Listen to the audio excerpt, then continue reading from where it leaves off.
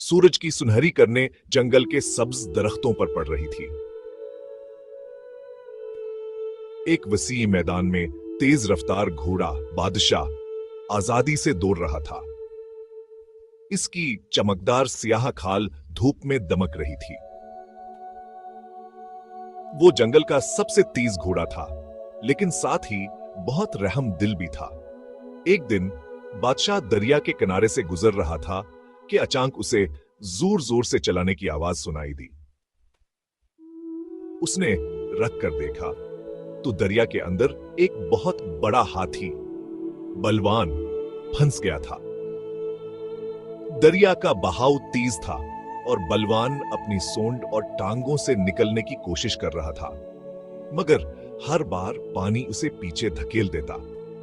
बादशाह फौरन दौड़ा और अपने मजबूत टापों से दरिया के किनारे की मिट्टी को खोदने लगा ताकि बलवान के लिए रास्ता बन सके। फिर वो एक मोटी बेल लेकर आया और बलवान की सोंड के गर्द लपेट दी। ब्रेक टाइम .5 अपनी पूरी ताकत लगाते हुए बादशाह बेल को खींचने लगा। बलवान ने भी जोर लगाया और कुछ ही लम्हों में वो दरिया से बाहर निकल आया। वो थका हुआ था, मगर बादशाह की बहादुरी से बेहद मुतासिर हुआ। तुमने मेरी जान बचाई बादशाह, बलवान ने शुक्रिया अदा करते हुए कहा। दोस्तों की मदद करना मेरा फर्ज है, बादशाह ने मुस्कुराते हुए जवाब दिया। वक्त का पहिया घूमता है। कुछ महीने बाद मौसम बदल गया। बारिश के बाद जंगल में कैचर और दिलदल जगह जगह बन गई थी।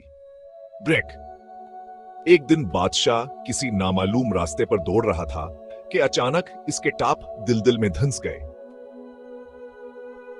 वो निकलने की कोशिश कर रहा था, मगर जितना जोर लगाता इतना ही अंदर धंस जाता। इसकी ताकत खत्म हो रही थी और वो बेबसी महसूस करने लगा। तभी दरख्तों के पीछे से एक जोरदार आवाज सुनाई दी, मैं आ रहा हूं दोस्त। ये बलवान था। इसने फौरन अपनी लंबी सोंड बादशाह की तरफ बढ़ाई। बादशाह ने अपनी गर्दन को आगे बढ़ाकर सोंड को पकड़ लिया। हां, फिर बलवान ने अपनी जबरदस्त ताकत इस्तेमाल करते हुए बादशाह को एक ही झटके में बाहर निकाल लिया। बादशाह ने गहरी सांस